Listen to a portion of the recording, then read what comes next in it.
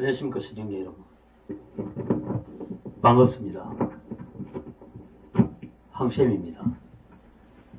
이번 시간에도 우리는 존재와 생성에 관한 의미와 개념을 공부해 볼 텐데요. 지난 시간에 우리는 천부경에 있는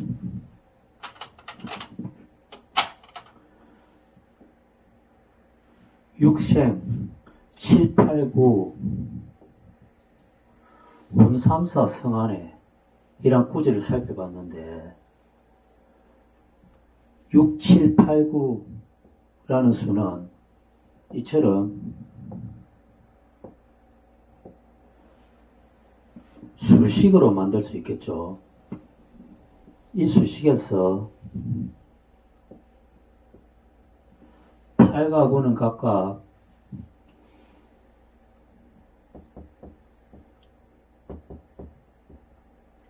2와 3으로 나누면 8은 4가 되고 9는 3이 된다고 말씀드렸습니다. 이런 6, 7, 8, 9는 짝수와 홀수로 이루어져 있기 때문에 원, 3, 4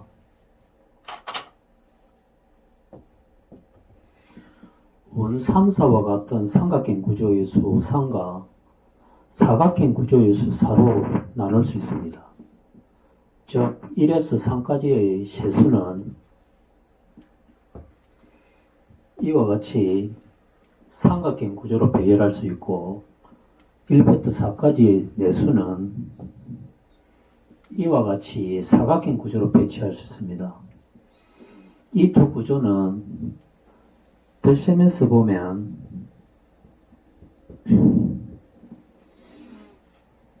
삼각형 구조는 2 플러스 2가 중심에 있고 사각형 구조는 2 플러스 3이 중심에 있는 것을 볼 수 있습니다. 또한 곱셈에서 보면 2의 삼각형 구조는 2 곱하기 2는 4가 되고 2와 3의 사각형 구조는 2 곱하기 3은 6이 됩니다. 천부경의 중심수 6이 사각형 구조라고 할 수 있는데요. 이렇게 2의 중심과 2, 3의 중심에는 덜셈과 곱셈이 함께 작용하고 있습니다.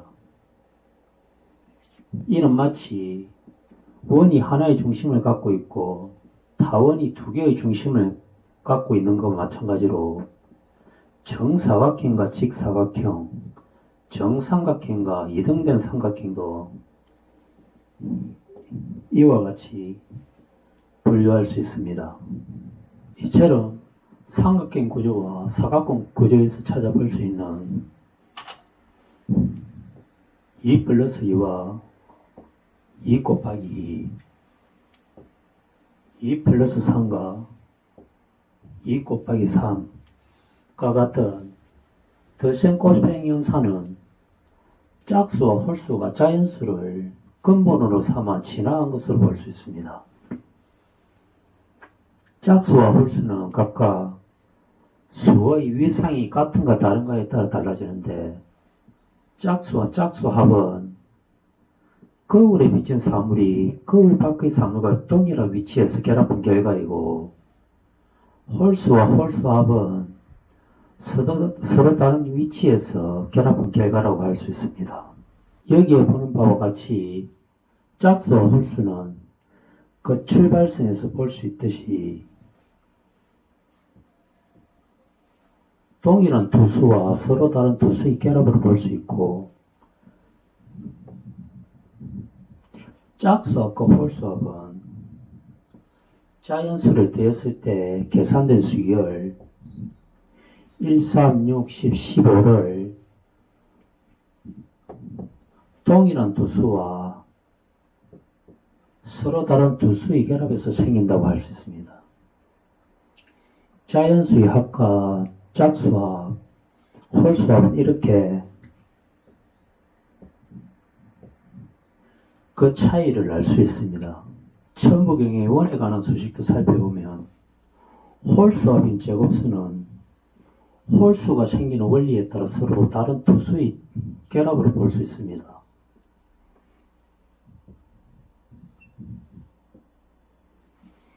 원의 수식이 1, 5, 13, 25, 41과 같은 수열로 나타낼 수 있는데 이 수열들은 각각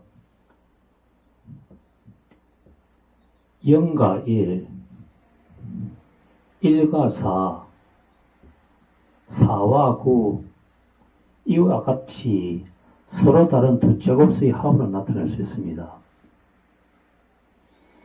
그러므로 원은 홀수의 원리를 따른다 볼 수 있는데 홀수는 즉 양에 속한다고 볼 수 있습니다. 이에 반해 음에 속하는 수열을 한번 찾아볼 수 있는데요. 그 수열은 0, 4, 12, 24, 40과 같은 수열이라고 말할 수 있습니다. 이 수열은 0, 2, 6, 12, 24와 같은 짝수합이 동일한 위상에서 결합하면서 생긴 수열입니다. 짝수가 생성되는 원리에 따라 이 수열이 나타날 수 있는데 이 양의 수열과 음의 수열은 피라미드 구조에서 볼 수 있습니다. 즉 홀수를 피라미드처럼 쌓으면 그 중심에 양의 수열이 나타나고 짝수를 피라미드처럼 쌓으면 음의 수열이 그 중심에 나타납니다. 이처럼 양의 수열과 음의 수열은 각각 그 원리가 홀수합인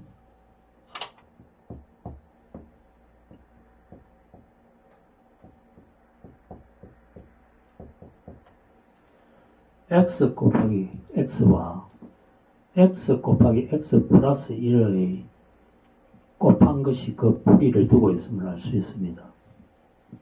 결국 천부경의 운 3사는 하나의 중심을 둔 3수와 두 개의 중심을 둔 4수의 기하학적 구조를 말한다고 할 수 있습니다. 이 두 구조는 원과 다음 형태로 분류하면 성환이라는 구조를 설명할 수 있습니다. 이 한이라는 단어는 원이나 둥근 고리로 해석할 수 있겠죠. 이제 천부경의 원에서 음양이 짝수와 홀수의 수식으로 존재한다는 것을 알 수 있습니다. 짝수와 홀수를 피라미드 구조로 쌓으면 음양의 수식을 찾을 수 있습니다. 천부경은 하늘의 이치에 부합하는 경전이기 때문에 이 부합한다는 의미는 요즘 말로 하면 복사나 복제로 해석할 수 있습니다. 문서를 원본에서 복사본으로 만들 수 있고 부모님의 유전자가 복제되어 그 자식이 그대로 전달된다는 의미로 풀이할 수 있습니다. 이제 원의 수식이 땅이나 인간에게 그대로 재현된다면 원방각이 나타나겠죠. 이제 천부경의 동양 철학에서 서양의 고대 철학을 한번 살펴보고 지나가보죠. 존재와 생성의 두 철학자인 파르메니데스와 헤라클레이토스는 플라톤과 아리스토텔레스에게 그들의 철학과 사상을 전해주었는데요. 기원전 6세기에 활동한 파르메니데스와 헤라클레이토스의 철학을 한번 인용해보죠. 존재하는 것은 하나의 연속적인 전체다. 있는 것은 있고 없는 것은 없다. 대나는 없다. 헤라클레이토스, 오르막과 내리막길은 같은 것이다. 상과 죽음, 깨어남과 잠듦, 젊음과 늙음은 같은 것이다. 시는 낮이며 밤이고 겨울이며 여름이고 전쟁이며 평화고 포만이며 굶주림이다. 중력, 대립자들을 하나로 품은 시는 대립자들과 구분되는가? 헤라크레이토스는 이것을 로고스라 부른다. 파르메니데스는 존재를 있는 것으로 간주하면서 없는 것은 부정하게 됩니다. 하지만 생성은 없는 것에서 있는 것으로 변할 수 있는 현상이죠. 헤라크레이토스는 대립자들을 하나로 품은 존재를 신이나 우주 영혼, 하늘의 이치를 뜻하는 로고스라 부릅니다. 이 두 철학자의 뒤를 결성한 플라톤이 존재 개념을 이어받았고 아리스토텔레스가 생성 개념을 이어받았습니다. 이 중에 플라톤은 소크라테스와 피타고라스에게 철학과 수학을 배우면서 기하학과 수론을 가리키는 학당을 세웠죠. 그의 학당 정문에 기하학을 모르는 자는 이 문 안에 들어오지 말라는 쓴 얘기는 지금까지도 유명하죠. 그가 활동한 시기에 델로스라는 도시의 계질이 유행할 때 시민들이 아폴로 신에게 빌며 이 질병의 퇴치를 기원했는데요. 이때 신탁을 통해 말하길 정육면체의 부피를 2배로 늘리면 너희들이 소원을 들어주겠다고 전하자 시민들의 뜻을 모아 새롭게 재단을 바쳤지만 아쉽게도 그 재단의 부피는 8배였습니다. 정육면체의 부피가 2배가 아닌 8배가 되면서 아폴로 신과의 약속이 이루어지지 않은 까닭에 계질이 한동안 더 유행했겠죠. 이때 신탁의 내용은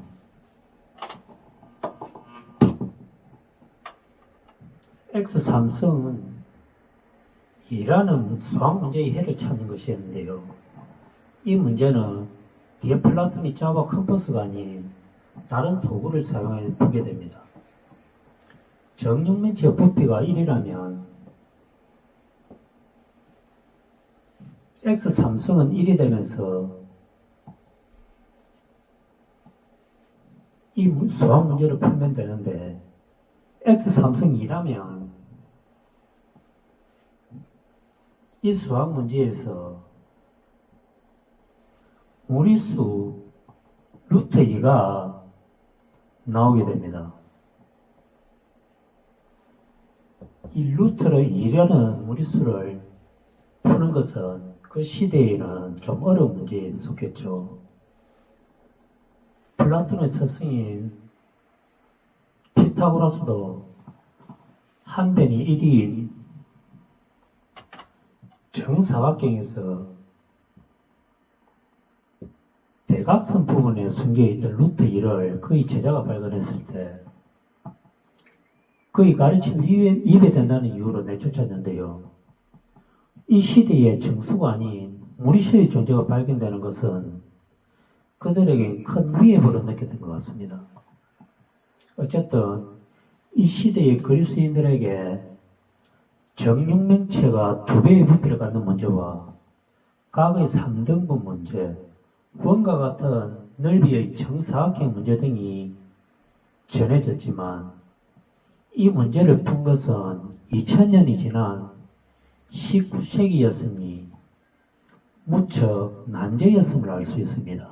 정육면체의 부피가 2가 되는 문제를 순환급수로 한번 만들어 보죠.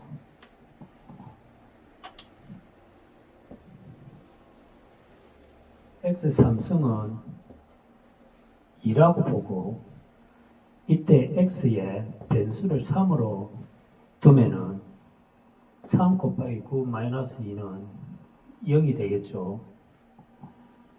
이것을 모듈법에 의해 갖고 순환급수로 만들 수 있는데 2를 시작점으로 삼으면 3과 9가 곱할 수 있습니다. 그러니까 여기서는 먼저 곱해보죠. 9를 한번 곱해보죠. 2에 9를 곱하면 18, 18에 9를 곱하면 12가 나옵니다. 이렇게 해서 쭉 이리 나가면은 순환급수가 10가지가 얻어집니다. 그리고 3을 한번 곱해보면은 2를 시작점으로 삼아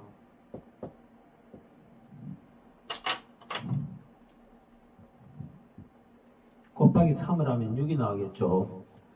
6에 3을 곱하면 18이 나오고, 이렇게 쭉 해서 가면은 20가지의 순환급수 나옵니다. 그리고 이게 5의 배수는 여기에 3을 곱하고 이렇게 쭉 나가면은 4가지 순환급수가 나오죠. 이렇게 해서 이게 25인데 25가 0이므로 1부터 24까지 수를 구할 수 있습니다. 20가지하고 4가지죠.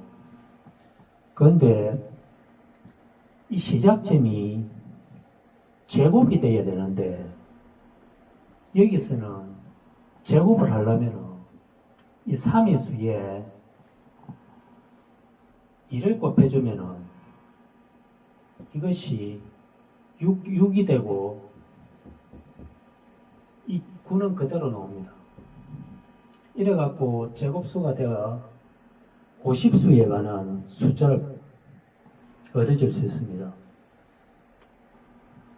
여기서 그 의미는 6과 9가 2를 시작으로 두 번째 6하고 마지막에 이 2를 해가지고 9가 놓은 이 자리 액이 이겁니다. 그래서 이렇게 2의 제곱하면은 50이 나올 수 있죠. 이렇게 순환급수가 얻어질 수 있습니다. 플라톤 철학의 중심 사상이 이데아인데 그 이데아 사상은 한마디로 현실 세계는 이데아 세계의 그림자이며 사막의 신기루와도 같은 우리 감각의 착각이며 오해라는 의미를 담고 있습니다.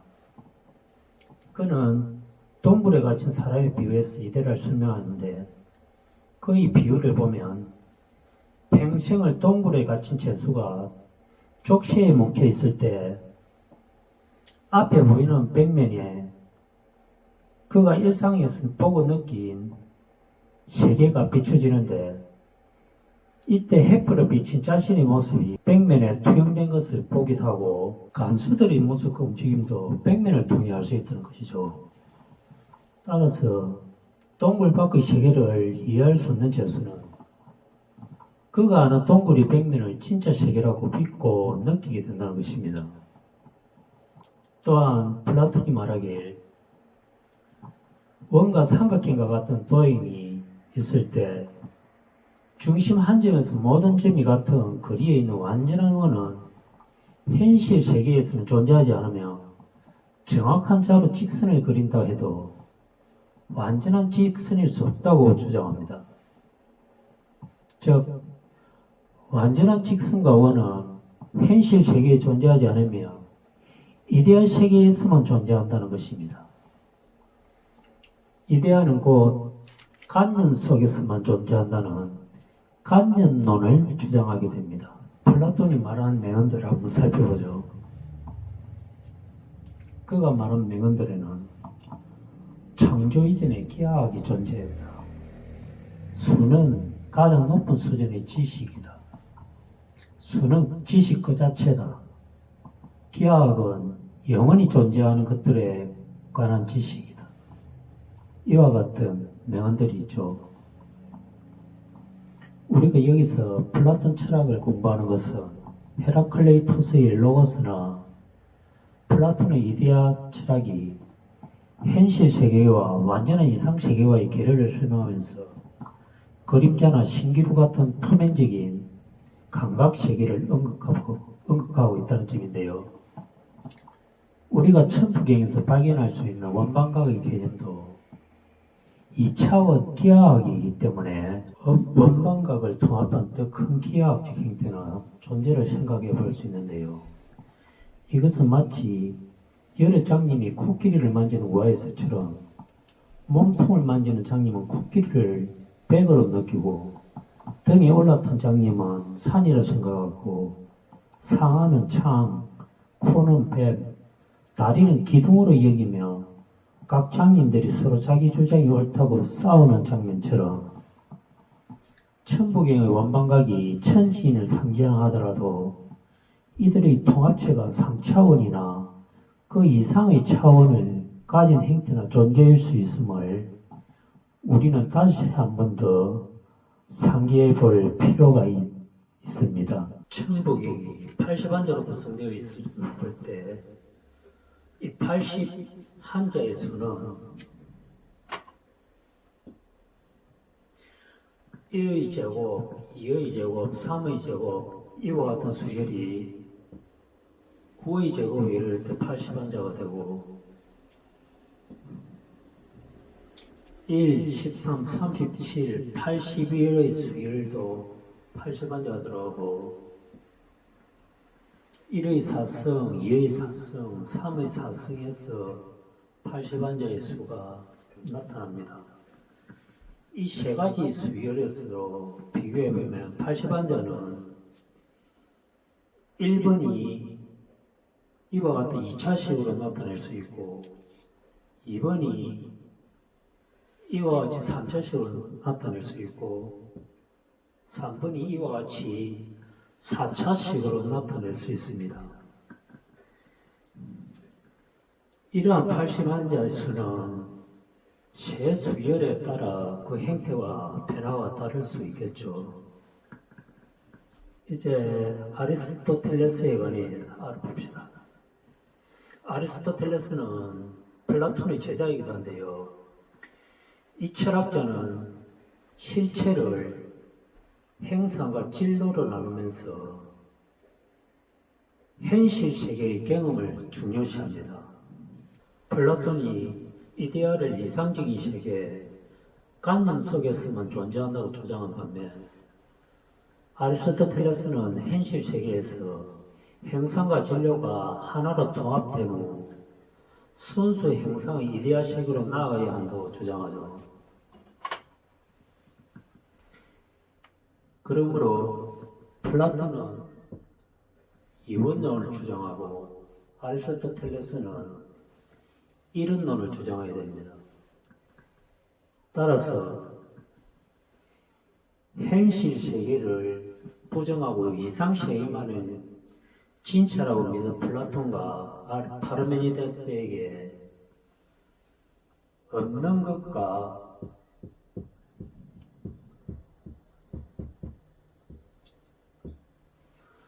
무는 그 존재가 부정되겠죠. 아리스토텔레스와 헤라클레이토스는 가짜의 현실 세계에서 행상과 진로를 경험하고 변화와 생성을 통해 순수 행상으로 나아가려 합니다.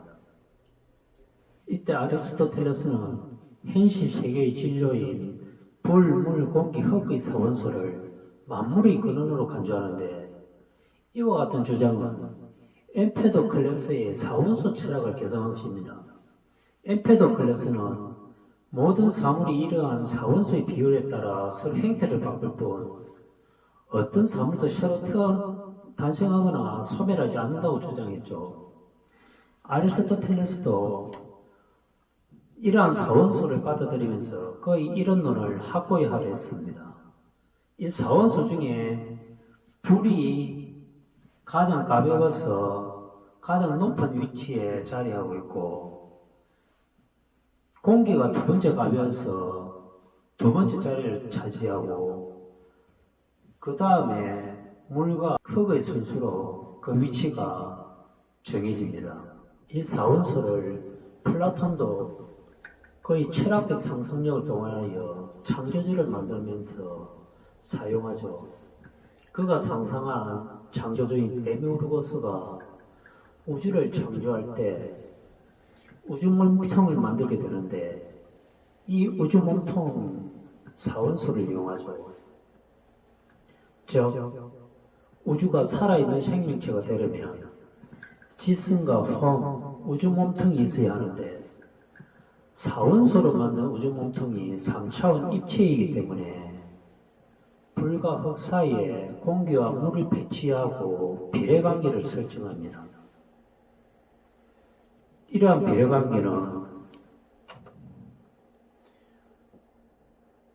불 대 공기는 공기 대 물이 있고 공기 대 물은 물 대 흙과 같은 비례관계를 성립합니다. 이것은 불, 공기, 물과 같은 세계 사이에 성립하는 비례관계고 밑에 것은 공기, 물, 흙과 같은 세 가지 성분에 대해 비례관계가 성립합니다. 이렇게 두 가지 비례관계가 나오면은 이와 같은 불 대 공기, 흙 대 물과 같은 비례관계도 성립하죠. 이것을 이러한 곱셈관계로 만들어 볼 수 있습니다. 뒤에서 우리는 이러한 비례관계를 한번 공부하고 분석해 볼 텐데요. 이 시간에는 이 비례관계가 앞에서 무한급수를 영급수인 순환급수를 만들 때 처음 시작점을 잡으면서 곱셈의 관계가 이루어지는 것과 닮아 있음을 알 수 있죠.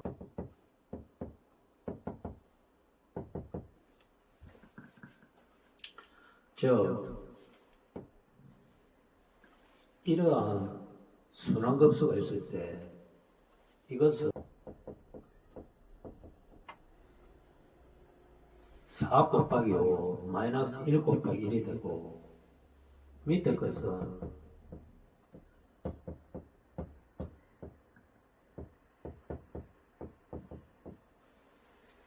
9 곱하기 6 마이너스 3 곱하기 3과 같이 순환 구조가 만들어질 수 있습니다. 이때 1의 제곱과 3의 제곱은 공기와 공기 간의 관계, 물과 물과의 관계하고 불과 물은 4와 5, 9와 6 같이 서로 다른 구성 성분이 곱셈관계로 이루어진 것을 말하고 있습니다. 이체는 순환급수가 비례관계와 닮아 있는 것은 각의 삼각형 구조와 방의 사각형 구조가 각각 비례관계를 이끌어낼 수 있는 구조이기 때문인데요. 여기서 보면은 삼각형 구조에서 불, 공기, 물 세 가지를 삼각형 구조로 배치하고 공기, 물, 흙을 삼각형 구조로 배치해 보면은 이들 사이에는 이와 같은 수식을 통해 비례관계가 성립하는 것을 볼 수 있습니다. 그리고 두 번째도 이와 같이 공기와 흙, 물과 물 사이에 비례관계가 성립할 수 있는데요. 여기 플러스 알파하고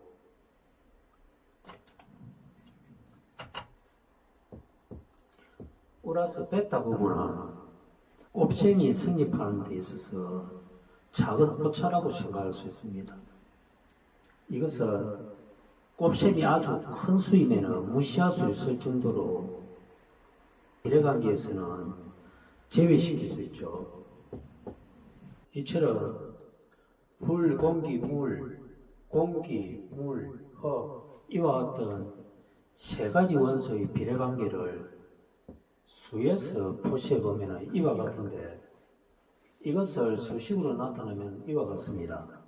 그러므로 이 수식을 아주 큰 10의 3승이나 101과 같은 이 두 수를 곱한다고 했을 때 이 뒤에 플러스 1짜리 이거는 아주 작은 수이기 때문에 무시할 수 있죠. 그리고 1, 2, 3, 4와 같이 네 가지 원소의 관계에서는 이와 같이 플러스 2가 붙고 이 수식을 10의 10승이나 천일과 같이 곱셈관계가 성립할 때 이 뒤에 붙는 플러스 2는 아주 사소하기 때문에 무시할 수 있는 부분이 됩니다. 따라서 이 두 수와 뒤에 나오는 두 수 간의 관계가 서로 비례관계가 성립할 수 있습니다. 존재와 생성에 관한 강의는 이것으로 마치겠습니다. 이 채널을 시청해 주신 시청자 여러분 감사합니다. 다음 강의 시간에 다시 찾아뵙겠습니다. 이만